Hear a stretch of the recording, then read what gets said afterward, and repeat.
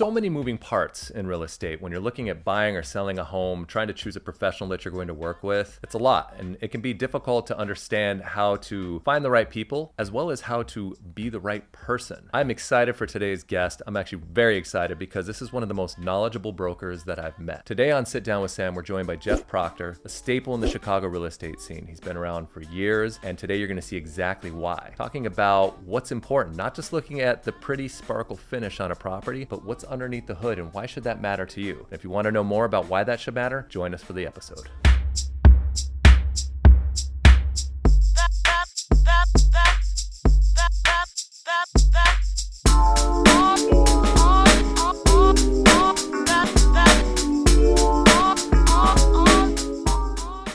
All right, excited to jump in today. We're going to just get started. Mr. Jeff Proctor is here.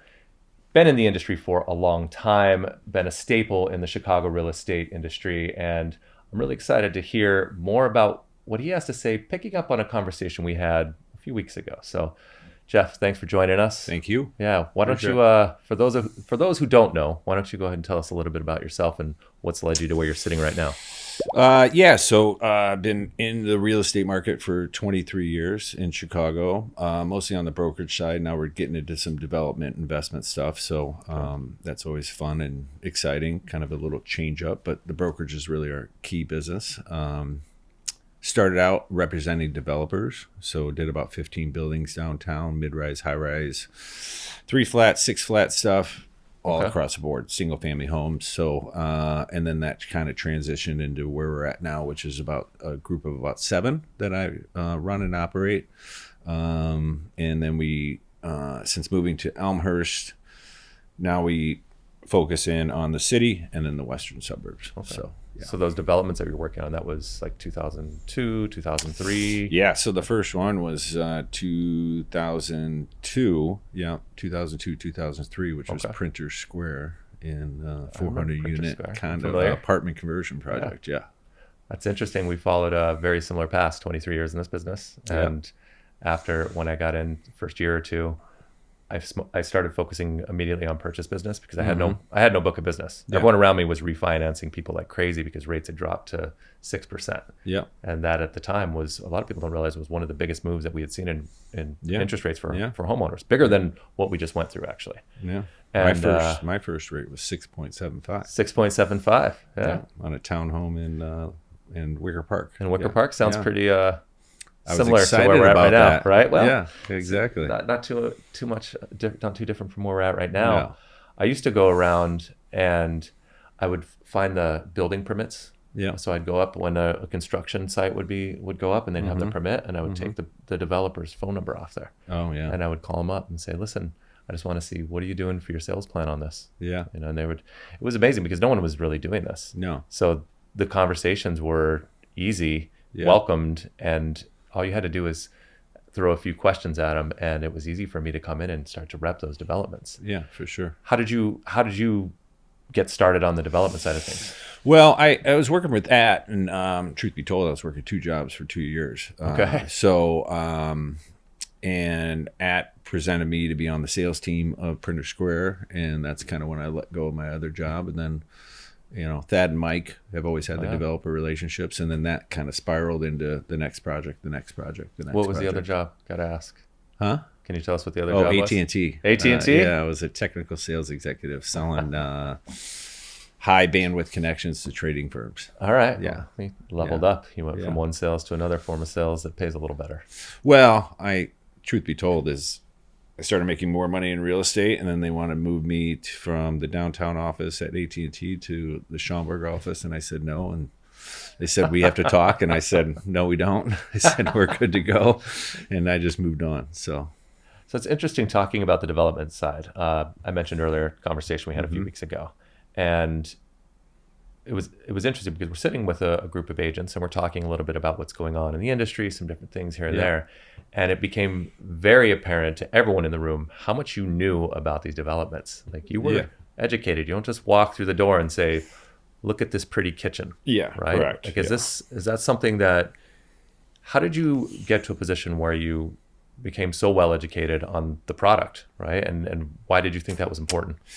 Yeah, so I think the first couple developments we did was, the sales center, right? You're selling 3 different types of granite and 2 different types of. That is the kitchen, right? Look at the kitchen. And truth be told, it's like I just got bored with that. Okay. And I started to really sit in with developers and learning about projects, right? Curtain walls, insulation factors, I-beam construction, structural components, things of that nature. So it made me better educated. Obviously, I've done 4 projects for myself, so obviously kind of led that charge as well. Okay. But I think knowing the inner components of the development world, architecturally wise, is huge. Not only for development work, but also for clients looking for, a specific type of product, right? So they don't get caught in a financial nightmare on a cheap product, right? It's interesting. So, yeah. It makes me think of Texas, right? People see on Instagram all the time, you see these, and my wife will ask me this. She'll look at this amazing house and she'll be like, how is someone buying this for $650,000? She's like, this would cost millions of dollars here. Like, how is that even possible? Is it the same? And she'll say, she's like, is it the same wood? Isn't it the same nails? What's going on?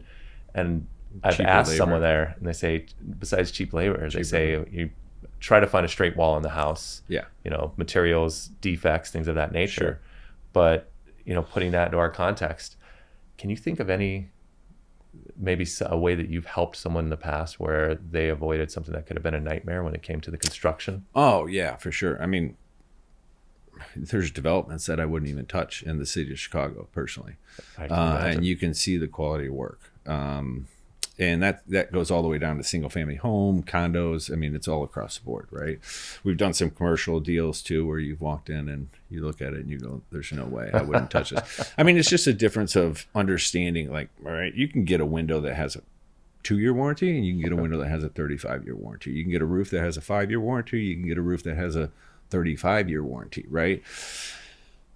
The better quality has a better warranty, right? Sure. So it doesn't necessarily have to be a reputable name, although that helps. So if you're making, here's the easiest example. We just sold $1.8 million single family home, right? Okay. And we had 2 different developers representing 2 different single family homes. I looked at the specs on each and I lined them up and compared them. I go, well, they're the same price, maybe about $50,000 difference.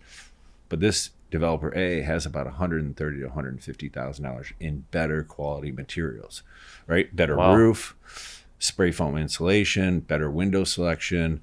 The list goes on. It goes down to mechanicals and everything else. So I go, listen, they're charging $50,000 more, but they have $150,000 in better finishes. You're just going to get a better quality product, right?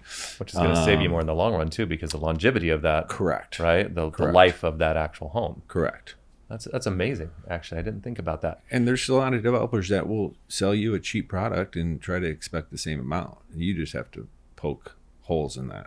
Do you find that that's are the cheaper products prettier, so to speak? Like I wonder is there a position where someone tries to, what's that saying? Put lipstick on a pig? Yeah. Well, it's definitely lipstick for sure. Well, you just got to know what you're looking at. Okay. Unfortunately, because we're in today's environment of social media to $1 million listing, and everybody thinks that everything is equal, and that's not necessarily the case, right? We were in Aspen for a Christie's conference, and I hate to say this, but we walked through a $75 million house, and I thought it was kind of cheaply built. Right, you're like, this is horrible. Whereas I would say the majority of people just see the $75 million and they're like, this is amazing. No, it wasn't. I mean, it was a great architectural floor plan. Okay. But I just saw some of the material misses on there and the quality of work. Why do you think they would do that? For going to that person, because I've worked with a lot of developers, and some of them are, they take a lot of pride in what they do, and they do different things. In an example like that, why would they cut corners? Well, maybe a little bit of inexperience. Maybe it's just something they've gotten away with. Maybe you got, a potential buyer on the other end that really doesn't have a clue. And a lot of times it's when it's finished, it looks good. It's the 3 to 5 years down the line that you really notice that you got a cheap product. So you really have to point this stuff out. It makes a world of difference in terms of the quality of the product when they go to resell, right? I tell clients all the time, it's like, when I get into this, I say, listen, I don't want you calling me 3 to 5 years down the line and you lost X amount of dollars. That's my position. 50% of my business is to make sure you're getting the right financial decision to be made. And it goes into the quality of construction of a product. And there's a lot of times where I walk through, a property, a development or whatever, and I'll tell a client, no, let's run. Right. Because it's not good. I wonder how many agents actually tell their clients no, because for the sake of chasing a commission. But I tell my clients no quite a bit, and they'll ask and they'll inquire and they'll be like, why? And I'll go through the laundry list of everything that I see wrong with this, and it kind of is scary. I mean, it really is. I mean, you've heard nightmares. I have clients who will call me and they're looking to buy another home, and I'm like, you just bought that home a year ago. I'm like, you're going to lose money on selling this home. I'm like, are you trying? Because at first I'm like, wait, are you trying to make a quick buck? What's going on here? Yeah. And then something comes up. Like, not all developers are. You get some newer people in the industry, and or some people that have been around for a long time that have delivered that product and been very successful with it. Works for them. Just people don't know the difference. If you were to give some advice to, say, an agent's listening right now and they wanted to work with developers, right? Because I think there's always those levels of the dream, the hierarchy, right? Sure. Starts off with agents who are dealing with rentals, which is interesting because agents will have this like shameful, like, oh, I just do with rentals, but I want to deal with sales. Sure. Never quite understood that. I'm like, well, you're developing a relationship from the beginning. That's amazing. Yeah. But let's say someone in that hierarchy working with developers tends to be further up the plateau. Sure. What would be some advice or a recommendation you would give to someone who says, you know what, I'd like to work with more new construction sales? Sure. What would you recommend? Understand the product. I Okay. mean, understand zoning first and foremost. Having a casual conversation. That's how a lot of these things start, right? So like I met a developer yesterday just randomly, and then we started getting into the development work he's done and where he's done it at. And you got to know that zoning when you go in. Okay. That's kind of like your basis, right? So whether you're R3, R3.5, R4, R4.5, R5, DX7, DX 13 or 12, DX12. You can get into all these things, but you got to know like the variances, where you can build lot line to lot line, the FAR, so floor to area ratio, which is the total amount of square footage you can build on the property, setback regulations, everything else. So that once you start talking to a developer in that fashion, they're like, all right, he knows his stuff. And then we get into the quality construction. Perfect example is, I'm not involved in the project, but we have somebody that's building a project, and I'm not going to say where because it's not fully approved yet. Okay. But it's a starting price point of $2 million. And they're good friends of mine. And we sat down and I said, you better make sure your insulation factor between the floors is really, it's a frame construction, right? It's not steel, it's not concrete. I said, but you better make sure that insulation factor between the floors is airtight and you cannot hear pitter patters between you. Yeah. And they're like, good point. I go, because you're never going to sell a $2 million product if you can hear somebody stepping above you. And truth be told, you're probably not going to ever do another project after that. Yeah, that was my biggest because your pet peeve. reputation is getting just destroyed. When I bought my condo before, that was my main requirement, is it had to be a top floor. Yep. Because I couldn't stand the idea of someone walking above me. I was like, I can't do that. I don't want someone walking above me, whether it's in the morning or at night. It doesn't matter what time of day it is. And and I think a lot of people don't think about this, right? They don't think about the noise factor of what. It's interesting because I think that a lot of times when people are looking at homes, they forget what it's like to live there. Like, what is this actually going to look like when the new car smell wears off? And it's not so exciting. And a year later, I have to deal with this, and this is my life. Yeah. Because we'll always find something we don't like about everything. But, well, yeah. I mean, it's huge. I mean, when we did Printer Square, I mean, we had somebody drop a bowling ball above it, right? They were sitting in the unit and dropped a bowling ball to see how much they could hear. And then in Sono was this, similar fashion. They had people jump, like literally, they would go upstairs, you'd jump up and down. And you'd want to see what you heard. I mean, you're going to hear something, but you don't want to, like a timber loft, of course, really cool setting. You hear everything. Yeah, they look amazing. That's just because of the old historic. But how do you transition? So say if I was a developer and we were talking, I mean, I love the fact that you've got the product knowledge, right? So you're able to have common ground conversation, which immediately makes that connection. So now they're going to like you. I mean, that goes without saying, I think, right? Then do they ever how do you transition to, all right, I know a lot about this and I can sell? Because I think sometimes when people look at it, it's like, okay, well, that's great if you want to be the developer or the engineer, but what about actually dealing with buyers and sellers and trying to move that product? How do you transition that conversation, or do you? Is it from a development? Yeah, if you're talking to a developer and you're Yeah. going to come on like a listing presentation, if you will, you met them, you're having common ground conversation. I mean, at some aspect that has to change to the sales component, I would imagine. Yeah, I mean, I think just like I said, developers are not all created equal, and I don't think brokers are either. Right. So, understanding that knowledge, I think, goes a long way. We've actually worked with, we're doing a car condo project, which is still down the line, still waiting for approval. But these are kind of a cool concept. But what we did is, I engaged a 3D rendering company, right? And then we did some market analysis. But we really, a big step in all this is designing the digital social media campaigns, website design, et cetera. So we're going all the way to the basic of marketing in general, right?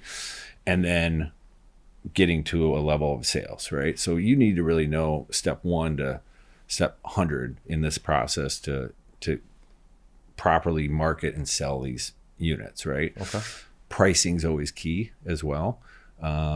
We've also have several cases where we've walked away from projects because we're like, there's just no way. No way they're going to get that price. It's not worth it. I mean, there's a development in Oak Brook that's been on the books for 6+ years, and it's $1,200 a foot, and it's like, great. I'm not going to sell that because it's not going to sell. So it's just too expensive for that area. Got it. And that's probably why he's on 6 or 7 years of the development. Are they in a position, do you think, where they can just hold on to it and they can wait? They have it's literally just a piece of land. They haven't done anything. It's just sitting there. Yeah. Oh, wow. So, and then, we also are looking at a project in Avondale, kind of Avondale, Old Irving area. Okay. Potential huge townhome project. We can't get to the right numbers on the land just to get the proper numbers on the sell of the townhomes, right? Right. So, developers looked at us and said, oh, we can get 1.5, 1.6 for a single family home. I go, no, you can get 1.2, 1.3. And they're like, what about $1 million townhomes? I go, $800,000 is probably about right. So we have to look at those pricing and make sure we're realistic, right? You also have to make sure that you're cushioning yourself for a down economy. So I always say that, you can't get hurt on the investment personally for like an individual client. Because if you're selling, let's say you're selling those townhomes for $900,000 and the market shifts and you got to make that adjustment similar to Sono during the mortgage crisis. Right. And you got to drop those prices to $750 just to get out of the loan and sell out the project. You need that gap, right? You need to make sure you have some cushion there too. So once you get started on this, there's no turning back. Yeah. So you can't say, hey, these are $900,000 townhomes and you have no cushion. Right? Because you got to make sure you prepare for both sides of this equation because you don't know if the market will shift. It's funny with some of the way that this is portrayed in like HGTV and different things, because I would watch it was like Fix or Flip. It's one of these Tariq in his show, and every time we would watch it just for the design ideas, me and my wife would watch this, and it was always the same story. They'd be like, okay, there's this nightmare, we have to deal with it, we fixed it, okay, comps for this home are really selling about $750, but we priced it at $8.25 because we really feel like we've got a good product, better than the rest of the product. And then the end they'd be like, at the end of the day, we took a cash offer for $950, like comps for $750, $950. I'm like, where's the smoke and mirrors here? I'm like, this is not real life. Well, and that's part of the issue too. I mean, we're willing to walk away from properties that are just simply overpriced. I mean, we're not gonna spin our wheels marketing and selling the property and putting in the investment if it's just going to sit, right? I mean, listen, 30 days on the market's really not going to kill anybody if you're really trying to like push the price point a little bit. Okay. But there's 2 examples right now. I met with them probably a month ago, and one was like I said, it was probably $700,000. They went on the market for $850. Not going to do it. I got another one for 2.5. They want 2.5. I said it's worth 1.8, 1.9. Ooh, that's a big gap. But that's where the market is because the inventory is so low that people are getting a little greedy. But you also have to explain to them, so that 2.5 that wants that 2.5 number. I don't know why it's fixated in his head.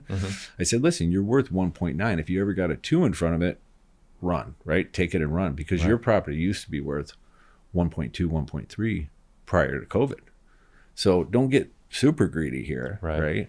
Make sure that you're within range of a proper price point. But you just can't be greedy. It'll just sit and it won't go anywhere. But we'll walk away from stuff like that. What if you're working with a buyer and for example, you show them the 2 different properties. You're like, okay, this place is worth it. This place is not worth it. But they really want the other place. And you tell them, like, look, this is a bad deal. I highly recommend against this. Sure. And they push back. What how do you approach that with someone when they're pushing back against the education and the advice that you're giving them? Yeah. So I'll always use examples. So right now we're chasing a $3 million+ property in Oak Brook, and they start off at 3.7. And I said it's not worth over 3, and it's still sitting on the market, right? Okay. So you love it, you want it, but you're not going to overpay. That's what I always say. There are people and there are situations where, financially they're comfortable probably paying a premium in this market. Sure. A direct comment I always make is, hey, listen, I'm going to tell you it's overpriced. You're probably paying, let's say 100, 150, 200 grand, probably more than what I feel like it's worth in the market. But I want to tell you that now, because if you go to sell in 5 years and you lose that equity position of maybe 100 grand, we had this conversation, right? And, listen, motives and people's reasons for buying all vary, right? Family oriented, have to make the move, relocation, whatever else.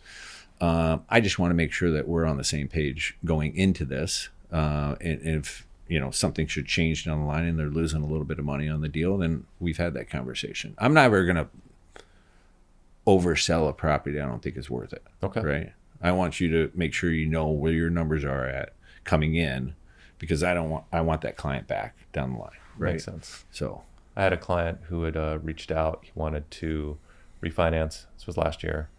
A veteran who I'd worked with, and had a great rate. It was in like the 5s, low 5s. Yeah. Right? He wasn't in a position where he was one of the 2-3%. He was giving it up. And he had approached me to refinance. He said, I want to take cash out. He's like, I'm in the tech industry. I'm really worried that I'm not going to have a job. Sure. And I said, okay, well, let's look at this for a moment. Why do you feel this way? And there was no basis backing, nothing for it. Just I'm in the tech industry and I feel like this could be a dangerous place for me. So I want to take cash out, a lot of cash. I want to take 300 grand out of his home. Yeah. Right.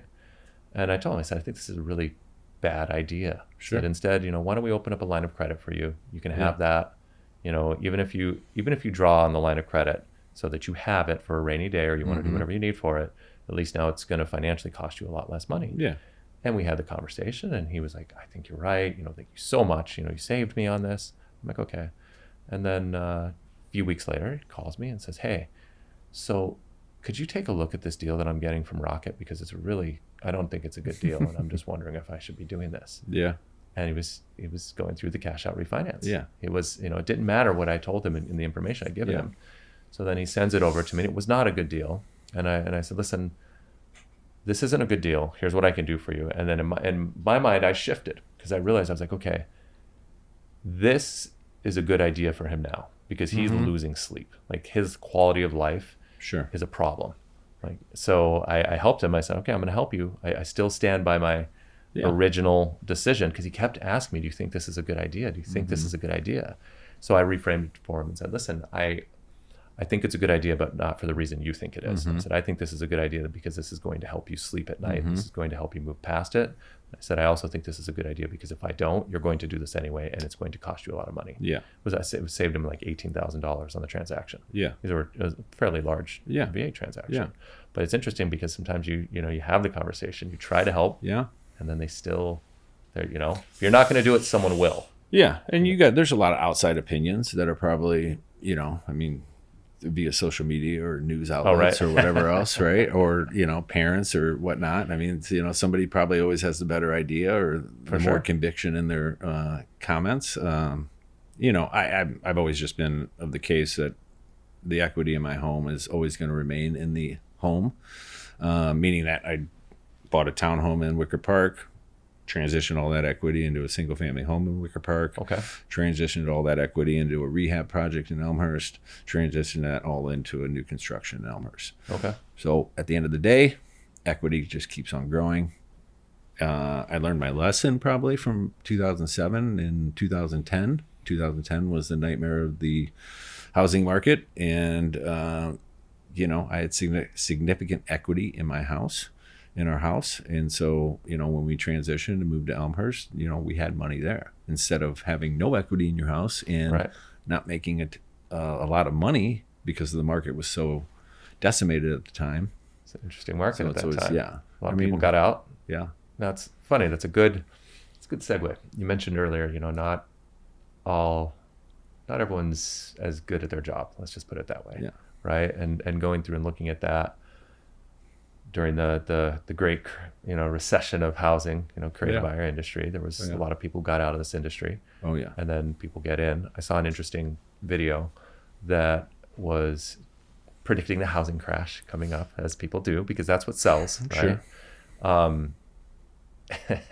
Their stats were based off the amount of how many licensed real estate agents there were. Sure. And they're saying that historically, every time there's a large number of licensed agents is when we see a huge crash that follows after it. Yeah. And then it reduces, which I feel like it's a reactionary read of the grid. Sure. Well, it's easy to say that because when there's less agents, it's usually for good reason. Yeah. But with that being said, and looking at the amount of agents that are in the industry, not all being created equal. Sure. What do you think, any stories, do you think that there's a higher quality of agent out there right now than there has been in the past? Because let me rephrase that. No. Let me change that for you. Is that a quick response for you? Yeah. I mean, there's a percentage of, let's put it that way, that are very high quality. And there's a lot of good young agents. I wouldn't say young, but new agents, I guess is the proper term, that really work hard and learn the business. We get a lot of business from bad agents. Right. So they're out there. They're not all created equal. No, I work with a lot of agents, and they're really, there's some that are not great. They don't want to work on weekends. They don't want to be available in the evenings.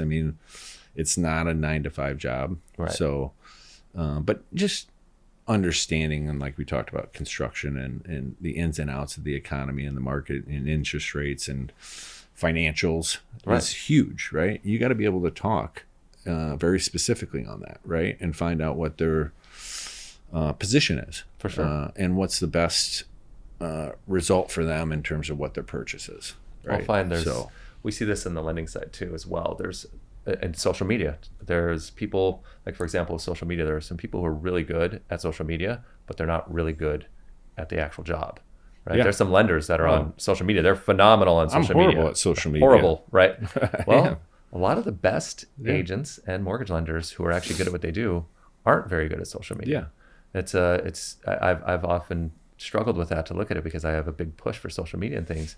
So then I'll look in the mirror and be like, does that mean I'm terrible at my job? Yeah. Well, that's the thing with me too, because I have this funny marketing thing that I was going to do.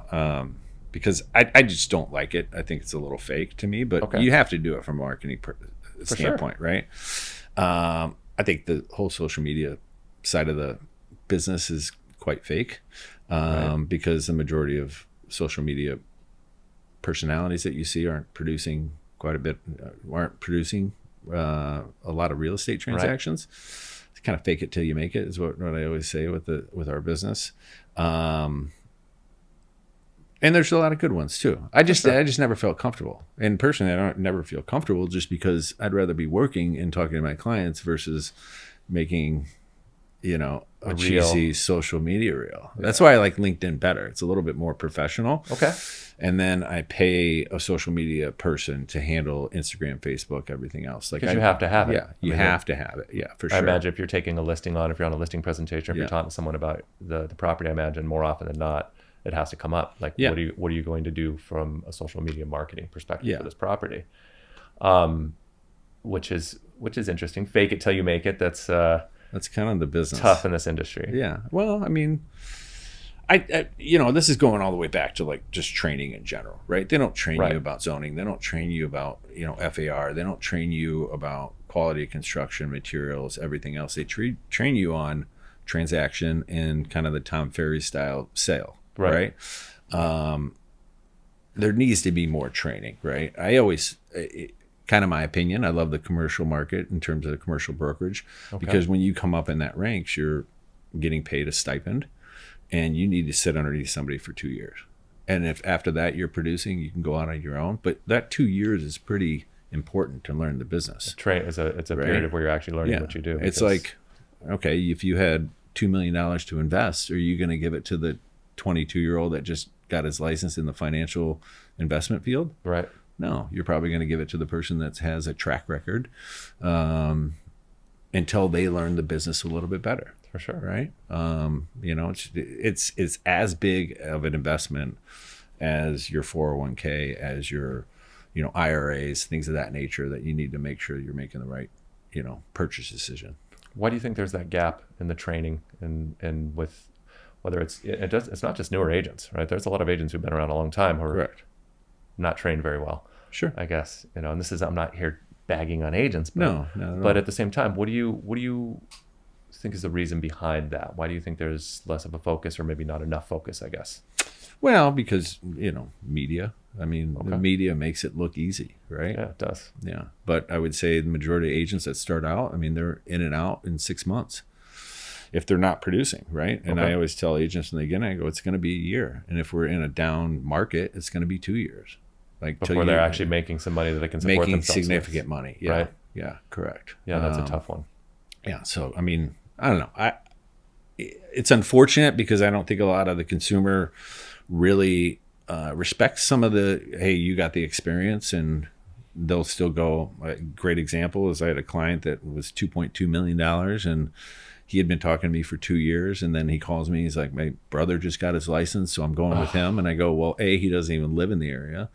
Right. And B, like, this is a $2 million place, right? They go to market, and the first 3 or 4 showings, he doesn't even show up. He just asks them to open up the doors. And I'm like, you have no marketing material. You don't even show up. And that's what a lot of people's ideas are, is that you don't, we're present at all of our showings. Right. We're making sure that we're selling the property, right? We have spec sheets. We have custom design brochures. We have branded logos. So we actually differentiate ourselves from like the traditional at properties marketing material. Okay. And at the end of the day, we want to make sure it's comprehensive, right? Okay. Age of mechanicals, age of roof, reserve balance, assessments, parking spaces, all the above. You want to have all that information already put together in a package before you sell it. And unfortunately, the majority of times, and I've been victim to this in terms of like where I'll show up like to a nice condo building in downtown, let's call it the Pinnacle or the Fordham or whatever, and I'm like, hey, what's the assessment? So they're like, oh, I don't know. What's the reserve balance? Oh, I haven't gotten that information yet. What's the rental rate in this building? Oh, I don't know. Is there a cap on the rentals? I don't know.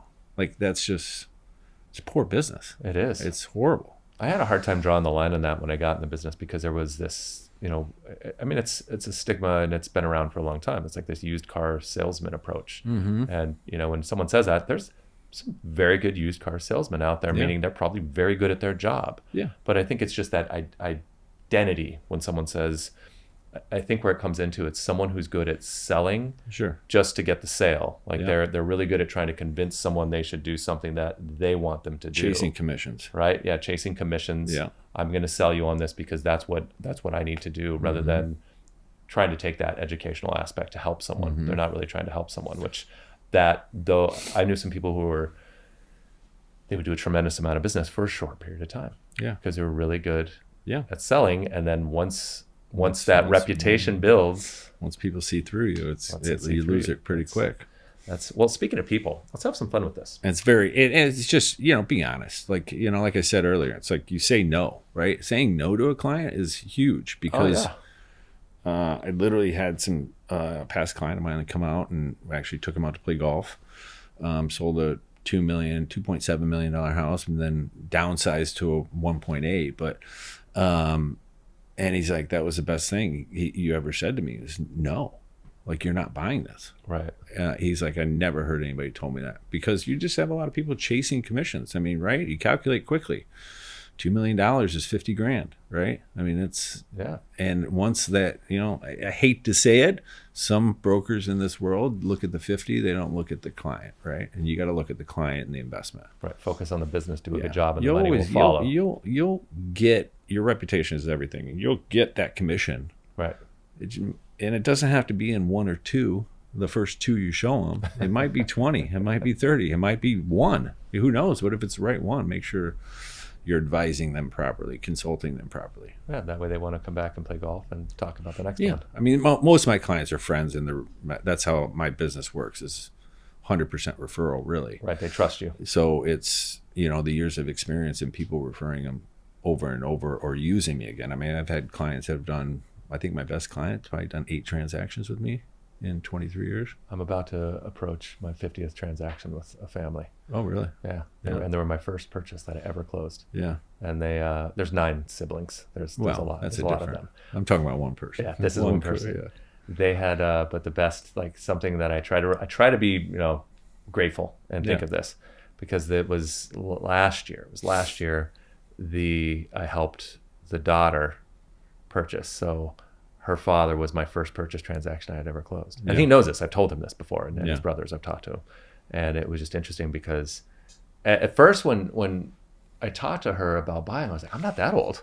Like, wait a minute, how am I helping someone's daughter? But I mean, the reality is, she was a teenager when he bought his house, and now she's, getting married, and her husband, and I'm their family lender. That's it. Yeah, because they trust you. My team we have a team call about, we have a transaction with them right now, and they're like, I don't think they read the documents, because every time we get to closing, they have these questions a couple days before closing. And I said, listen, they don't. I said, they don't read anything. They read initially what we tell them that was going to happen. Yeah. I said, and then they read right before closing to make sure we're not changing something. Yeah. I said, because they trust us. They trust you. You probably already pointed out, what to watch out for in the contracts, and what their, the red flags are, of course. I mean, the transaction that we done, 8 transactions, that was a commercial real estate guy I know. He referred me his son for a $250,000, $300,000 one bedroom. Right. This is early on. Liked the way I did it. So he referred a client of his that had a huge office space to sell their condo in the city, because they were moving up and they wanted to upgrade they were moving from Peoria up to Chicago. So they had a condo in the city when they did work up here. Okay. It's a 2-bedroom condo on Columbus. That was $400,000. And all of a sudden I'm like, well, what's the next steps? Well, it was $4.5 million. That's a big jump. And then 10X. Because they just sold their company. Right. And so then, but they saw how I worked with his son, probably not his son, but he saw how I worked with his son. So he referred me in this client. Right. They saw how I worked with that condo. And then all of a sudden I'm like, whoa, $4.5 million. Well, that $4.5 million was bought and sold. Built a double lot single family home in Lincoln Park, $8.5 million. Bought and sold, built and sold.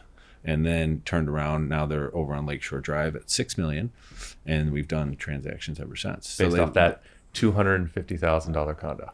Based on a $250,000 condo. I like that you gave that timeline and just that process, because I know there's a lot of people who will listen to this and they'll say, "That's great, 2 million, 3 million." Like, the numbers start to sound unrealistic to some agents, right? Yeah. But when you point it out that way, that's exactly it. I didn't even have to ask you how you build to that level. You just laid it out perfectly, focusing on that business, and this is how it continues to grow, and you work yourself into a position where you don't have to continuously push that boulder up the hill. Correct. I think about that in the peaks and the valleys in our industry. We're always constantly pushing that boulder up the hill and then letting it fall to the ground and then pushing it back up. It'd be nice to just exist in a nice steady plane. Well, and you also want to grow your business, right? I think you drive yourself insane if your average price point isn't growing as I'm 48, just turned 48. So, like, you should have that clientele, right? I mean, we're not going to turn down the 250, don't get me wrong, but our average deal size is probably 1.3, 1.4 now. So it's like, it's grown with your business, 20 your years, reputation. 20 years ago, it was maybe sub 400. It should grow, and you should anticipate it to grow, and you should expect it, and you should demand it to grow. Right. Just like any business, right? You should be, I just think, don't get stuck here. right? And just say, well, that's just who I am. You should be able to understand all aspects of the business to be able to negotiate that $2-3 million deal as well as the $250,000 condo. It's interesting, the natural progression. If you talk to someone whose business isn't growing and they say, I'm all referral based, it would be like, well, that doesn't add up because you've been at this for this length of time and your entrance level and where you're at now is the exact same space, because people in general, it's the same people, will move up. They grow. So either you're not working with those people anymore, or you're not all referral based. Something. Good friend of mine. Faking it till you make it here. You're good just friend of faking mine it. was a new attorney. $250,000 one bedroom in Old Town turned to a $900,000 four bedroom in Bucktown to a $2.5 million house in Roscoe Village. He did really well, and I love it. He just used me all along the way. Chicago is a big city, but it's a small town because very small. I mean, there were a lot of people 23 years ago who got into the real estate game. I see them still. We know the names. And Stephanie Lavelle was here sitting in that exact same chair, and we were talking about how she would go to these YPN events then, and see all the names that are all the top leaders in our industry now. These are people that are still here. So when you think about the people who are not doing a good job, just imagine what that looks like for them. Like today, if they're a newer agent and they're building bad habits or not doing things right, it's like 20 years from now, it's like they may not be here because that reputation's gonna and shut them down. Treat brokers, clients, everybody else, with some respect to it, right? I mean, people get a little frustrated, get a little angry, and we get a lot of brokers that are not the nicest people, and keep your respect in the business too. And like I said, your reputation means a ton, whether you're dealing with other brokers, whether you're dealing with investors, builders, clients, etc. Just keep that reputation solid, right? You don't want to burn a bridge and then all of a sudden have to try to cross that bridge again. Be a good person. Yeah, exactly. Not a bad thing. Well, you can also cut people off too once in a while because they're not being the best people. I love firing people, so it's very not firing, but like saying, "Listen, I think we've had enough." Right. I think that's it. Yeah, and it's fine by me. So let's see what people are talking about. I haven't done this before. We're gonna have some fun here. I went through and I pulled up a search just to figure out what are people looking at now as people search through AI, right? Because this is the world we live in, right? Yeah. ChatGPT is everyone's best assistant. So I'm going to ask you some questions based on. So the basic search parameters around this was, what are the most recently searched questions buyers and sellers have for real estate agents? I just say, I say real estate agents because otherwise I can't say realtors. I can't say it right, and I don't want someone making fun of me. You like broker? I like the broker, Like broker. but I don't. Yeah, I'm not a big. You don't want to be like, I'm a realtor. Oh well, I mean commercial broker. I think they don't say commercial realtor. Fair. Yeah. No, so I think a broker is a different terminology. Yeah. We'll take that. All right. So let's see what people are asking brokers right now. So let's see for buyers. Let's start here. Oh, this is a great one. Is now a good time to buy? Yes, but tread lightly. Okay. Can you expand on that? Inventory's incredibly low. Okay. If you're looking in a high demand area, you're going to compete and make sure that the price point is within range of a good price point. Because, I've seen properties that have sold and I literally look at it and I go, there's no way I would ever paid anything close to that. Right. And people get caught up in the competition and overpay. Emotions. So tread lightly. Yeah. Make sure that you're doing your proper analysis to make sure that the pricing is within reason. I use all these examples. Literally yesterday I was with a client and I said, I like this because you can't get hurt. And he's like, what do you mean? I go, well, it's $900,000. You're looking up to $1.3 million. You got about $100,000 to play with here, and you can resell this for 1.1 in probably a pretty down market. Okay. I go, you can't get hurt. I go, you can go and spend the $1.3 million, but you might get hurt. Good advice. So, all right, let's see what we got here. Some of these questions I often don't know why they were searched, but ChatGPT doesn't lie, right? Yeah. What should I look for when touring a house? Going back just quality of construction, but there's also a lot of. I mean, exterior construction, interior construction, location. I mean, there's Chicago. I mean, there's not an address or a intersection or a building name I don't know in Chicago, and literally I think we talked about this. I like to quantify, or I guess categorize, buildings as A, B, and C quality buildings. That's right, yeah. So it's kind of like an office type. You have A office, you have B office, you have C office, right? And depending on the client and depending on the situation, then I kind of zero in. Are they an A client? Not saying an A client like them, but are they an A buyer, a B buyer, a C buyer, or where's their budget at, and what's their requirements, right? That might be age, that might be income, that might be, a lot of different factors. But, street by street. I mean, we all know that the odd side of Sheffield's on the L, right? Right. The 900 block going east-west up in we all should know that. But the 900 block going east-west in Lakeview is pretty close to an L, right? I mean, there's things like that. So we get a lot of clients that will say, oh my gosh, I found this property. I'm like, pull it up on a map. And they're like, why? I go, just pull it up on a map. They're like, oh, the train's right there. I go, exactly. So we also try to be as efficient as we can with the client to make sure that they're not buying on the wrong block. I mean, because it is literally a block by block.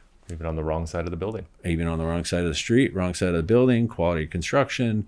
A lot of factors go into this.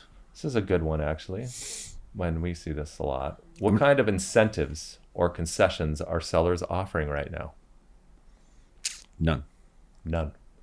Explain. Market's just too hot for them. Well, let's put it this way. I would say, and I'm not going to, I can name neighborhoods. I think the core part of Chicago right now is struggling.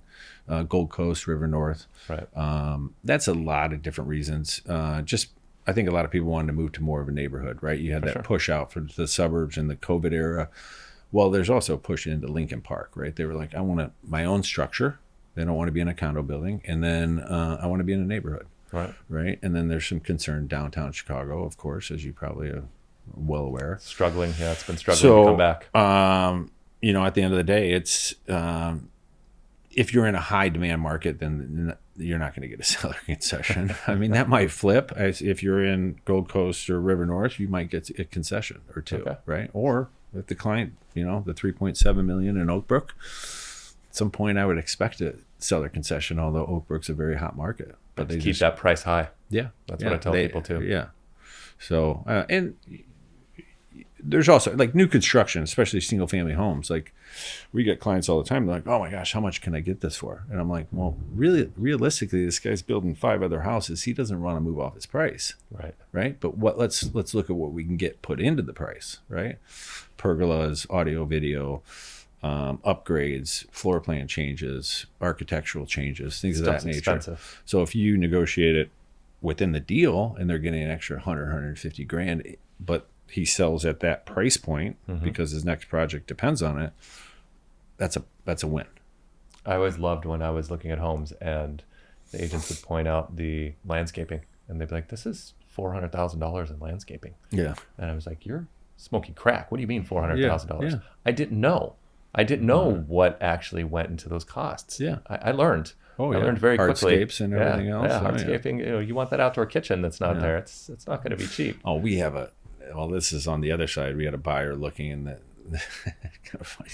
agent kept on telling me, well, they have $1.5 million in the exterior, which is a pool, pergolas, hardscape, everything else. I go,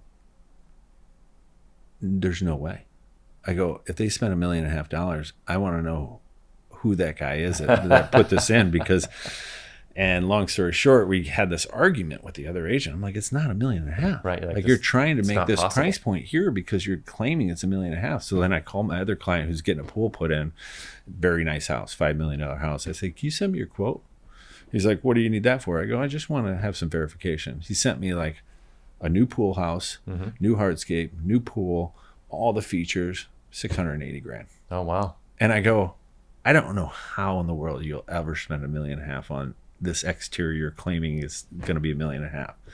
So long story short, it's kind of no funny due story. diligence. Well, she was trying to upsell it and it just wasn't there. It was just a lie. Yeah. It was just a lie. Well, let's switch gears then, and let's talk about for sellers. So those are some buyers' questions. Let's see what we got here. Oh, this is a good one. How did you arrive at your suggested price? Oh, for sellers? Yeah. So this is interesting right now because the market's so it's listen, since COVID, I mean, this market has exploded, right? Oh, yeah. Pricing wise, right? And that's due to labor rates, like we talked about earlier. That's due to cost of goods, right? Lumber, steel, etc. And so my push with a client trying to sell a property is I give them a range. Okay. Right. And I go, listen, here's your range. This is where I'm comfortable at the high end. And if you get that number, that's a huge win. Right. Here's where the realistic number should be. Right. Okay. And then here's the number where let's say the market changes. Right. The market can flip in a month. Right. And all of a sudden we get into a depressionary environment and this is your bottom. Right. So we give them all case scenarios. Right. Similar to the guy at 2.5 million, my high end was 2 million, right? So I go, that's just way too much. It just doesn't fit and in that it doesn't range. fit in that range. And I think they appreciate that because they want to know their options, right? Right now, our big push with a lot of clients is I text them all the time. I'm like, the market, I feel like it's shifting a little bit. So the pricing's still good, so take advantage of it now. So I don't give you an exact price, not to mention, it's funny because I get a lot of clients like, what can I sell this for? And like literally the first meeting inside the property. And I go, well, I got to go back and do my homework. And they're like, well, what price? And I go, I can't do that right now. I go, I have no clue what I'm walking into. Like it could be a disaster zone. Who knows? You could have serious issues in this building. I go, you can't give a price. If you want that, go to Zillow and be 20% above or 20% below and not really have a clue what your price is, right? So then I go home and I really analyze the market. And the couple of different things we analyze, of course, are comparable data, right? The current market environment, the current economy, not to mention inventory, right? And then I always tell clients, like, if you're going to market now and you're going at that premium price and the market shifts or this glut of inventory hits the market within your immediate vicinity or within your building, then we have to shift pricing. It's not, this is the price and this is where you should get and this is dollar for dollar. It's never going to be that way. Yeah, I'm always trying to maximize value for sure, but I also want to make sure they understand the downside risk. Yeah, it's like your equivalent of what's your rate, right? That's what we get. What's your rate? Yeah. I don't know. Yeah. My rate and your rate are going to be two different things. I have no idea without knowing more about this. Although your side of it's way more in depth, right? I mean, your side of it's good. I mean, the same thing. I mean, I refer, mortgage brokers out and I usually refer 2 or 3 of them. I mean, and they're like, whoa, you don't have your guy? I go, well, I have 3 guys or 3 girls or, I have good brokers that I trust. And all of a sudden they come back to me and they're like, why are these rates so different? I go, well, who's having you pay points? Who's having put it in a spreadsheet. Yeah, let's see why. Let's see why. Talk to them. It's math. Yeah. Why does 2 + 2 = 6? Yeah. I mean, because it was 2 + 2 + 2. Yeah, exactly. Just take a look. Yeah, forgot the 2. So let's see. This is an interesting one. We'll skip that one. What repairs or improvements should I do before listing? Aged mechanicals, roof, interior updates for sure. Okay. That's always a tough battle too sometimes because, we want clients to do certain things in the property and some aren't willing to and some are. So we try to maximize value. So like sometimes, we'll have a client put a significant investment back in the property if they haven't replaced mechanicals, the roof's 30, 40 years old, water heater's 20 years old. Like I'm going, listen, just replace this now because you're going to get the money back in the sale.